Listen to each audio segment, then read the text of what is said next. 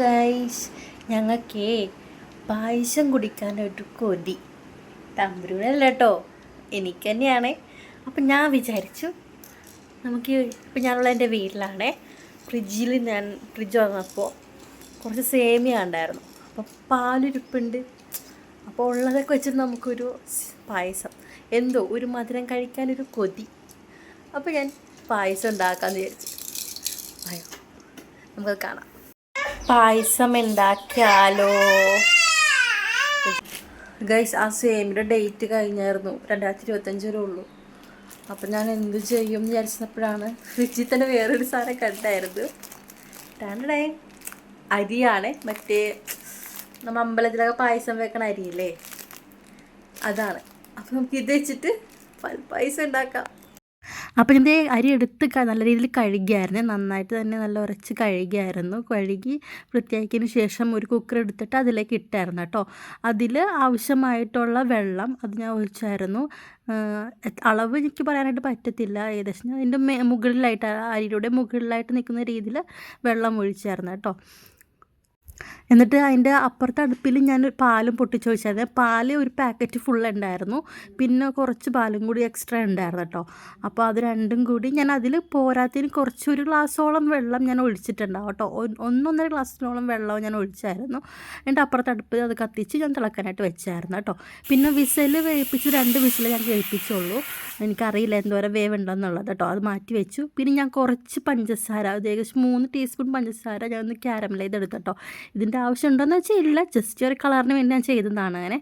അപ്പോൾ പാലും തിളച്ചായിരുന്നു. പിന്നെ കുറച്ച് പഞ്ചസാര ഏലക്കായ പൊടിച്ച് വെച്ചായിരുന്നു കേട്ടോ. അപ്പോൾ ഇത് കാരമൽ ചെയ്തതിൽ അതിലേക്ക് ഞാൻ തിളച്ച പാൽ ഒഴിച്ചായിരുന്നു കേട്ടോ. എന്നിട്ട് അതിലേക്ക് ആ വേവിച്ച അരിയും കൂടി ഇട്ട് കൊടുത്തായിരുന്നു. അരി ഞാൻ മുഴുവൻ ഇട്ട് കൊടുത്തില്ല, കുറച്ച് ഞാൻ ബാക്കി വെച്ചായിരുന്നു. കാരണം ആ കറക്റ്റ് പാലിലുള്ള ഒരു അരിയല്ലേ നമുക്ക് ഇടാനായിട്ട് പറ്റത്തുള്ളൂ. അരി കൂടിക്കഴിഞ്ഞാൽ പിന്നെ വേറെ പാലാണ് നമുക്ക് ഒഴിക്കാനായിട്ട്, വെള്ളം ഒഴിച്ചാൽ ടേസ്റ്റും പോകും. അപ്പോൾ ഞാൻ അത്രയും അരി എടുത്തുള്ളൂ, കുറച്ച് ബാക്കി മാറ്റി വെച്ചായിരുന്നേ. എന്നിട്ട് അതിലേക്ക് പൊടിച്ച് വെച്ച ഏലക്കായും പഞ്ചസാരയും കൂടി ഇട്ടു. പിന്നെ അത് കുറച്ച് നേരത്തേക്ക് ഞാൻ തിളക്കാൻ വെച്ചു. പായസത്തിൻ്റെ അടുത്ത് വന്നിട്ടുണ്ട് കേട്ടോ, നന്നായിട്ട് ഇത് കുറുകിയിട്ടൊക്കെ ഉണ്ട്. അരി കുക്കറിൽ കുറച്ചുകൂടി വേവാനുണ്ടായിരുന്നു വെള്ളം, പക്ഷെ ഞാനിപ്പോൾ പാലിൽ ആ അരി കിടന്ന് ഒന്നും കൂടി നല്ല രീതിയിൽ വെന്തിട്ടുണ്ട് കേട്ടോ.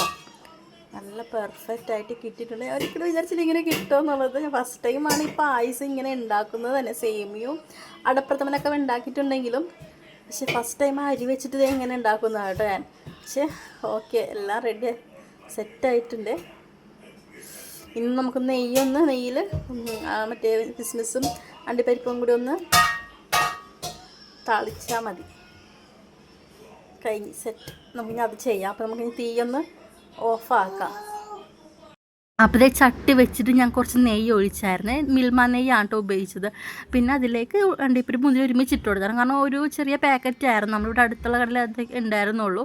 അപ്പോൾ ഇത് നിർബന്ധം വെച്ചാൽ നിർബന്ധമല്ല, ജസ്റ്റ് നെയ്യ് മാത്രം ഓയിൽ ഒഴിച്ചെടുത്താൽ മതി. പക്ഷേ ഇതിങ്ങനെ ചെയ്യുമ്പോൾ ഒരു ഭംഗിയില്ല എന്ന് വെച്ചാൽ ചെയ്യുന്നത് മാത്രമല്ല കേട്ടോ, നിർബന്ധമില്ല.